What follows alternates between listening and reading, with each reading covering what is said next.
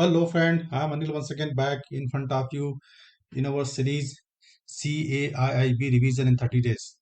So we have moved to the unit 27, or you can say chapter 27 of analysis of financial statement of ABM module D. So in this chapter, we will be learning financial statement. Basically, it will include balance sheet, profit and loss account, income expenditure account, and most important is the ratio analysis. So ratio analysis, our focus will be on the ratio analysis because many questions are asked based on the ratio analysis. So moving ahead, uh, we have to that you can say what is the why there is requirement of preparation of balance sheet and profit loss account.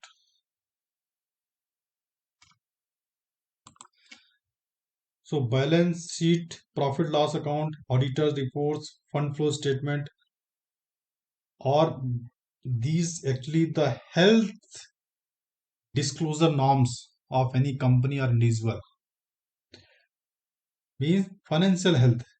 So with the help of balance sheet, profit loss account, and auditor's report and fund flow statement, we are able to know what is the financial health of the company or individual.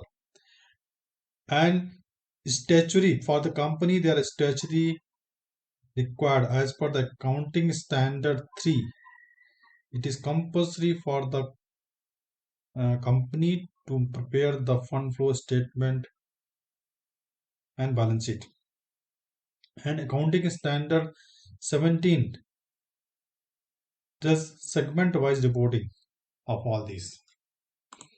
So our focus is on the banking company. That means format of balance sheet, profit loss account is prescribed in BR Act, means Banking Regulation Act, and for in Companies Act, the balance sheet is okay, but no profit loss account is prescribed. Okay, so no problem. We'll continue. Our focus is on the financial statement of banking company. So we have to see what is the basic concept used in preparation of the financial statement. So here are the basic concept which are used in preparing the financial statement. Don't remember the names, but for the knowledge sake, you can keep in mind. Number one is the entity concept. Entity concept means name of a company because company is also one entity. Okay. Money measurements concept means everything measured in terms of money only. Stable monetary unit concept. Stable monetary unit concept, that means everything is measured in one unit of money only. Going concern concept means companies considered as if it is going forever. Cost concept means everything very costly and it is always valued in terms of money only. Conservatism concept means from the past all data is carried out. Dual aspect concept, yeah, dual aspect means uh, every entry is recorded in two books of account, one debit and other credit. So this is called dual aspect concept. Accounting period concept means we follow always one accounting period. In India, we follow 1st April of 1 year to next month, next year 31st March. So we follow 1 year like this. We follow accrual concept also. That means whenever one accrued interest is there or accrued payment is there, we take into books of account. We follow realization concept also. If some interest, accrued interest is realized, as soon as it is realized, it is taken on the books of account. And matching concept also, every entry should match with the corresponding entry. So these were the basic concept used in the preparation of financial statement. So moving ahead now, we have come to the what is the form of the balance sheet. So balance is always prepared as on date. Keep in mind, is always prepared as on date. Okay, as on date. That means you have to specify the date on which you are preparing a balance sheet because balance sheet keep on changing with the uh, going business. Okay, so in India we prepare mainly balance sheet as on 31st March of every year. So if you are preparing for this year, that means last year, so you must be writing 2021. Okay, if that means next year when you prepare, so in that case you will be writing 31st March 2022, and for that you will be taking all the entries from the profit loss account. That means everything you will be taking into account that. Now, what is the main point you have to remember here? That means uh, it is date specific. Always a fixed date is there. Now, what are the components of balance sheet? So, balance sheet basically has two parts. Number one is the liability, one is the assets. So, and it is always balanced. It is always balanced. If you take the total here, now make the total here. So, we find that the total liabilities are equal to total assets. So, I'll see one by one. Share capital. So, honor share capital is always taken as liability. Keep in mind, honor share capital is always liability. Reserve and surplus, whatever we keep reserve rising out of the profit of the business activity, we take as a liability. Secured loan, okay, whatever loan you take from the other outsider, so it is always considered as a liability because you have to pay. Unsecured loan also, because all loans are considered as a liability. Current liability means liabilities which you have to pay within a year, within a financial year, starting from 1st April and ending up to 31st March the next. And whatever provisions you have made, that is also called as a liability. Provisions may be provisions for the taxes, provision for the uh, bill may be there, provisions for the any payment will be there, so that will counted as a liability. Now coming to asset side, fixed asset. है ना? Fixed assets include like your building, your furniture, your machinery. That means life of fixed asset is very very long, and it is act as a fixed asset is purchased is called asset. Okay, investment, whatever investment you must have done in form of cash may be there, some other may be there, FD may be there in the bank. And current assets are those assets which are going to be utilized or going to be converted into money in the current year only. Okay, loans and advances, whatever loans and advances you have given, not taken. If you have taken, it will come as liability. If you have given, that is called assets. Okay, and miscellaneous expenditure and losses, whatever has happened, that is also called assets. So these were the basic component of the balance sheet. Balance sheet can be prepared in the horizontal form as well as vertical form. Okay, only thing is that you have to remember that both total asset side and liability side, they should match. That means total value will be exactly match. Okay, I'll just take example here. If the total value of asset liability side is suppose say 1 lakh rupees, then asset side also you must have 1 lakh rupees only. So both should match. Now see the vertical form of balance sheet form. So same here, shareholder fund is always liability. So liability is written here first. So this is the part of liability. You can see this is the part of liability. है Share capital, reserve and surplus, loan funds, secured loan, unsecured loan, application of then asset. So these were the all liabilities. Okay, these were all liabilities. And these are next assets. Fixed assets is there, investment is there, current assets is there, loan advance is there. These are called assets. So you can prepare in the vertical form also. Okay, and from the current assets you can subtract the current liability. So we arrive at the what is the total liability. Okay, so we'll get the net current assets if we subtract and miscellaneous expenditure or loss. So if you see here all the values from the top, it has been taken to the down. If you see here, no, that your horizontal form of the balance sheet, so everything has taken down except these, you can say, your current liabilities. Current liabilities has been subtracted from your current assets. So you are getting the net value. Okay, so that means same thing. First we have written here this term, then we have done this term. In that case also all values must be tallying. Okay, And balance sheet is always prepared for the financial year, but it is on date. Keep in mind, as on date, as on 31st March, as on 31st March of the financial year, as on 31st March of financial year 2021. That means financial year will be 2021.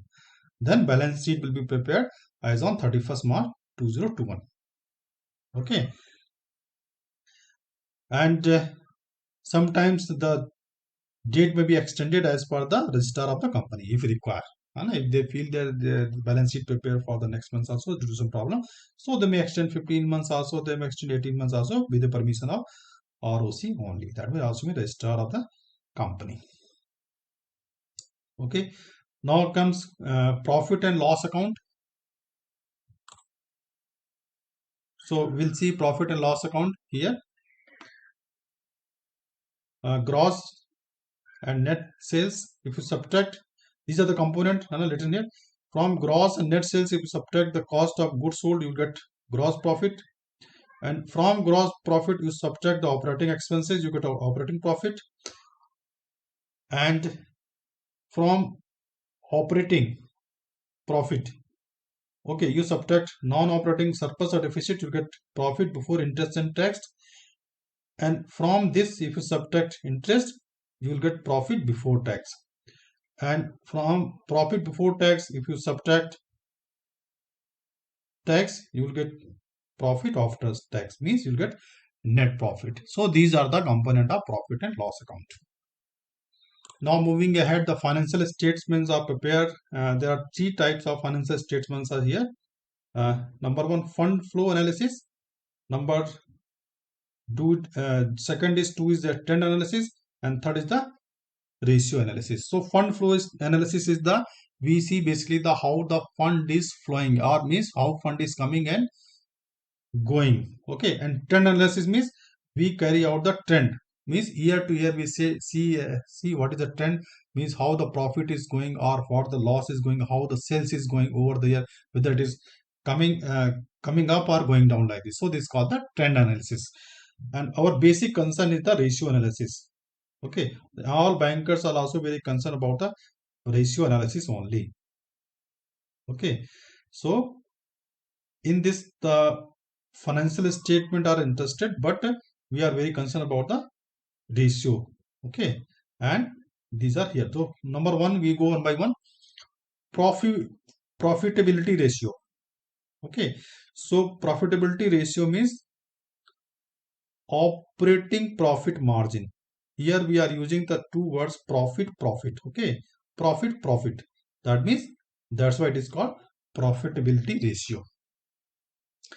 So in this, we operating profit margin is also called OPM, and net profit margin is also called NPM. What is the formula of OPM?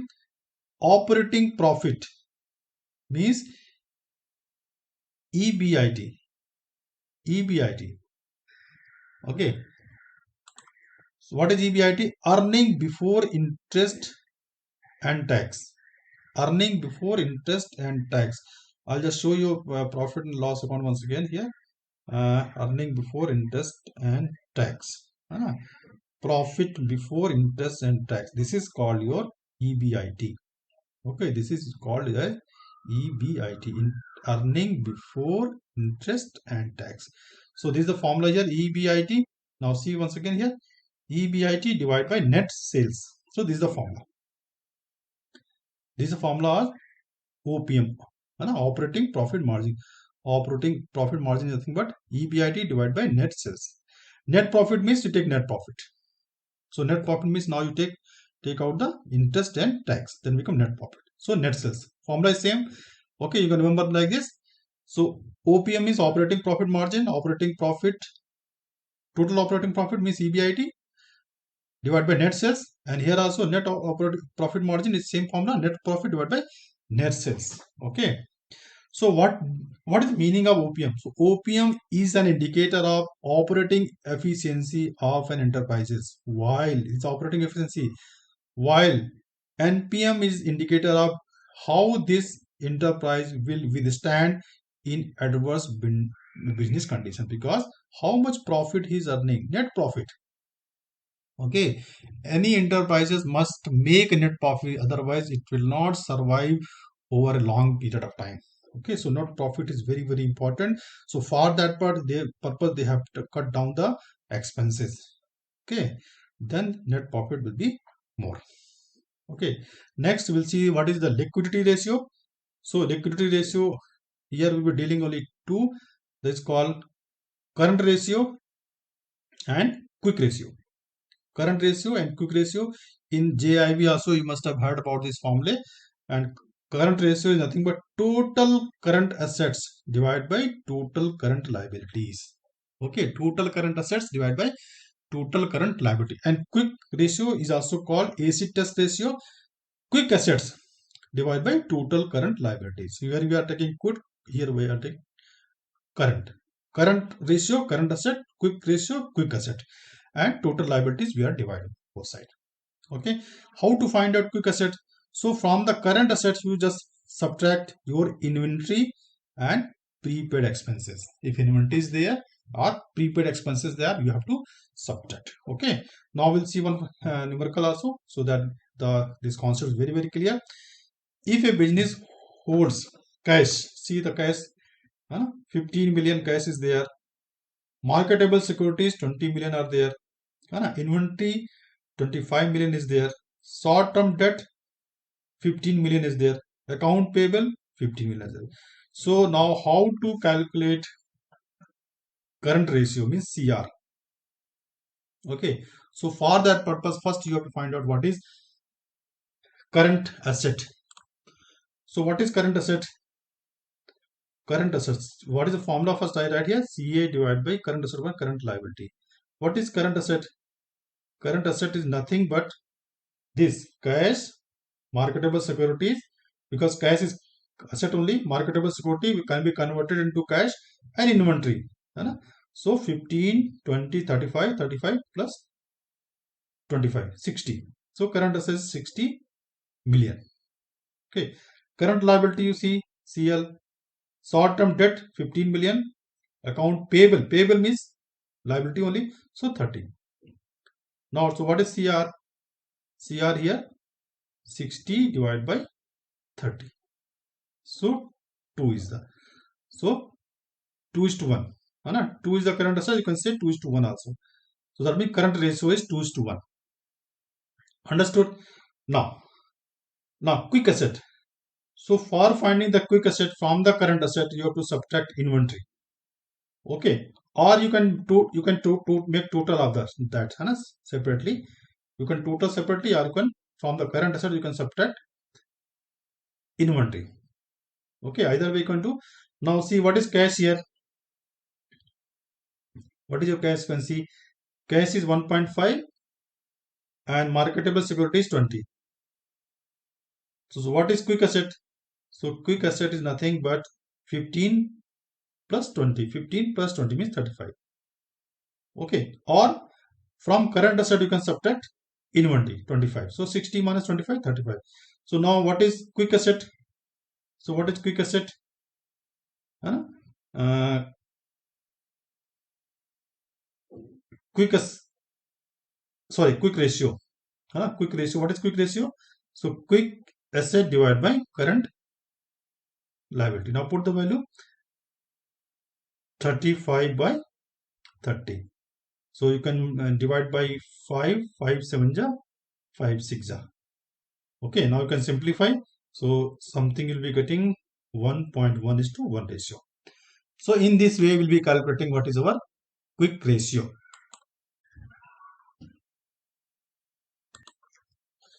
So we'll continue. What is our data turnover ratio? Credit sales divided by average debtors outstanding during the year. Now we'll see example here. Calculate inventory turnover ratio as per following data. Okay, inventory in the beginning is 18,000. Inventory at the end is 22,000. Net purchase is 46,000. Wages are paid 14,000. Revenue from operation is 80,000 and carriage inward is 4,000. This data is given. You have to calculate the inventory turnover ratio. Okay. What is the cost of inventory? So you have to calculate here. Inventory in the beginning, net purchase, and out. For this net purchase, how much expenditure has been incurred? That means wages, carriers, and inventory at the end. Then you will get the cost of inventory. That means how much inventory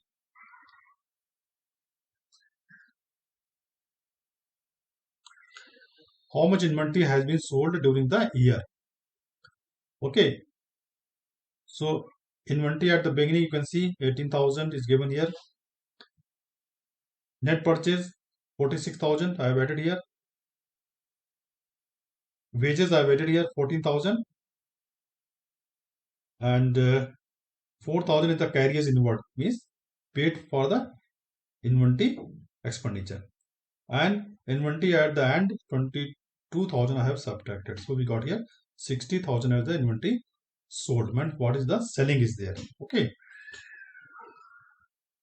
Now average inventory, you can take inventory at the beginning and inventory at the end, then you divide by 2. So average inventory is coming 18,000 plus 20,000 divided by 2, 20,000. Okay. Now I divide here 60,000 divided by 20,000. We are getting 3 times of this. So inventory turnover ratio is 3 times. It's very good for the enterprises. So we are getting 3 times of the inventory. Now we'll take example of how to calculate the debtors turnover ratio. Suppose a firm has total sales of rupees 5,000, 5 lakh, 1 0 is missing here. 5 lakh, out of which credit sale is 2,50,000. The opening balance of account receivable is 2 lakh. Closing balance at the end of 1 lakh rupees. Debtor turn ratio will be. Now, how much debtor is there? That means credit sale is 2,50,000. What is the formula here? You can see once again here. I'll just show you. Okay, debtor turnover ratio is credit sale divided by average debtors outstanding. Average debtors turn. So what is credit sale? And take the average of debtors. Okay. So we'll take average of debtor.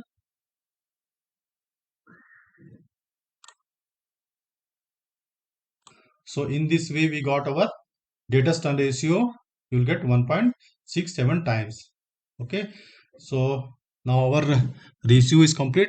Very soon we'll take our next class also. Stay tuned with me. Enjoy, and please share and subscribe so that others also benefited. Exams are approaching very fast. Thank you very much. Have a nice day. Good day.